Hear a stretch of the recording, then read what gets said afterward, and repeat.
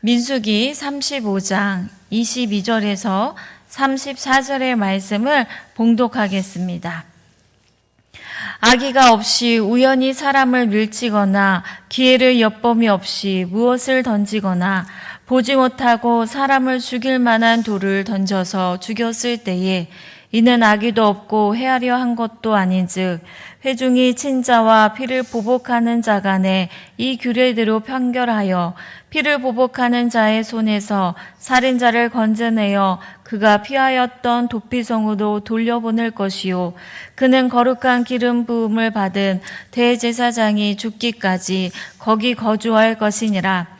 그러나 살인자가 어느 때든지 그 피하였던 도피성 지경 밖에 나가면 피를 보복하는 자가 도피성 지경 밖에서 그 살인자를 만나 죽일지라도 피 흘릴 죄가 없나니 이는 살인자가 대제사장이 죽기까지 그 도피성에 머물러야 할 것임이라.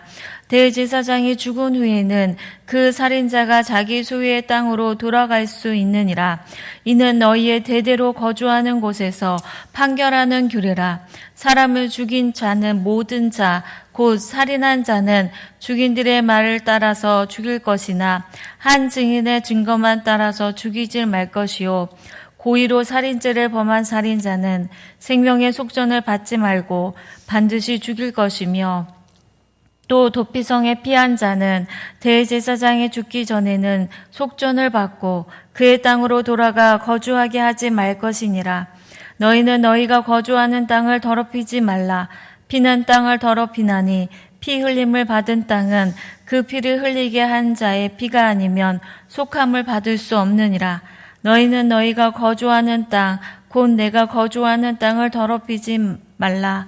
나 여호와는 이스라엘 자손 중에 있음이니라. 아멘. 사람은 누구나 실수를 하지만 어떤 실수는 누군가의 생명을 앗아가는 비극이 일어나기도 합니다. 오늘 본문은 민수기 35장의 말씀은 우발적 사고나 우발적 살인에 대해 하나님이 이스라엘 백성들에게 의도하지 않았지만 사람을 죽인 자를 위한 피난처인 도피성에 대해 말씀하고 계십니다. 하나님은 단순히 죄를 판단하시는 분이 아니라 죄의 무게를 짊어지시고 살아가야 할 인생에게 피할 곳을 열어주시는 분입니다. 33절의 말씀을 보면 너희가 사는 땅을 더럽히지 말아라. 피가 땅에 떨어지면 땅이 더러워진다고 하신 말씀처럼 하나님은 무고한 피를 흘리는 것을 결코 가볍게 여기지 않으시는 분임을 본문을 통해 보여줍니다. 22절부터 살펴보면 무심코 사람을 밀쳐서 죽거나 무심코 물건을 던져서 죽거나 무심코 돌을 던져서 죽는 예기치 않게 발생한 일들에 대해 악의 없이 우연히 일어난 경우에 대해 사례를 설명하고 있습니다. 24절의 말씀을 보면 사망 사건이 발생하면 피의자와 보복자 사이에 재판이 진행되었음을 알 수 있습니다. 재판 없이 사적인 보복으로 피의자를 죽이거나 무단으로 사형을 집행할 수 없기 때문입니다. 이어서 26절의 말씀을 보면 피의자는 사건 직후 도피성으로 몸을 숨깁니다. 6개의 도피성은 이스라엘 땅 동서에 배치되어 어느 지역에서나 쉽게 접근할 수 있습니다. 하나님은 피의자에게 도피성을 마련해 주셨습니다. 피의자에게는 단지 숨는 곳이 아니라 하나님이 마련해 주신 은혜의 공간이었습니다. 죄의 무게를 안고 도망치는 자를 향한 하나님의 구원의 손길입니다. 재판정은 그를 도피성에서 불러 재판을 진행한 후 그 살인사건의 진상이 밝혀지면 제정된 판례들과 처벌 규정에 따라 사건이 고의로 드러나면 사형에 처해지고 피해 보복자가 그를 죽여도 무방하였습니다. 피의자는 도피성 안에서 마음껏 자유롭게 사는 것이 아니라 재판을 받고 그 땅에 대제사장이 죽을 때까지 머물러 있어야 했습니다. 대제사장은 죽임은 살인자의 속죄의 효력이 됩니다. 대제사장이 죽게 되면 그는 사면되고 자유롭게 자기 고향으로 돌아갈 수 있었습니다. 도피성은 시간이 지나기를 기다리는 인내의 공간이기도 했지만 동시에 하나님께 속죄와 회복을 기다리는 시간이기도 했습니다. 도피성은 단지 이스라엘의 제도가 아닙니다. 오늘날 우리가 예수 그리스도 안에서 피신할 수 있는 은혜의 자리의 예표이기도 합니다. 예수님은 자신을 내어주심으로 우리를 위해 속죄 제물이 되셨습니다. 실수와 허물이 많은 우리를 하나님은 외면하지 않으시고 예수님을 통해 도피성이 되어 주신 것입니다. 그분을 통해 우리는 참된 자유를 누리며 구분 안에 거할 수 있는 안전한 지대가 됩니다. 26절과 27절의 말씀을 보면 살인자가 도피성에 밖에 나가면 피해 보복자가 도피성 밖에서 그 살인자를 만나 죽이더라도 그에게 피 흘린 죄가 없다고 하였습니다. 도피성 밖은 보호가 미치지 않기 때문에 거기서 피해 보복자가 그를 죽이더라도 정죄되지 않았습니다. 도피성 안에 거하는 것은 영적 안전지대라고 할 수 있습니다. 우리는 예수 그리스도 안에 거하지 않으면 죄 아래 놓이게 됩니다. 오직 예수 그리스도만이 우리의 도피성이십니다. 예수 그리스도 안에 머무는 삶은 우리의 신앙생활이 말씀 안에, 은혜 안에, 공동체 안에 머물러 있는 것임을 말합니다. 29절의 말씀을 보면 이는 너희의 대대로 거하는 곳에서 판결하는 율례가 되리라고 하였습니다. 이는 광야 시대에만 필요한 한시정법이 아니라 이스라엘이 가나안 땅에 정착한 후에도 지켜야 할 규례였습니다. 보복은 곡적인 재판을 통해서만 이루어져야 합니다. 30절의 말씀을 보면 누구든지 사람을 죽였으면 증인들의 말을 따라 그 살인자를 죽일 것이나 한 증인이 증거만으로는 죽이지 말라고 하였습니다. 살인사건으로 열린 재판은 신중해야 합니다. 자칫하면 무고한 사람이 혐의를 쓰고 억울한 희생을 당할 수 있기 때문입니다.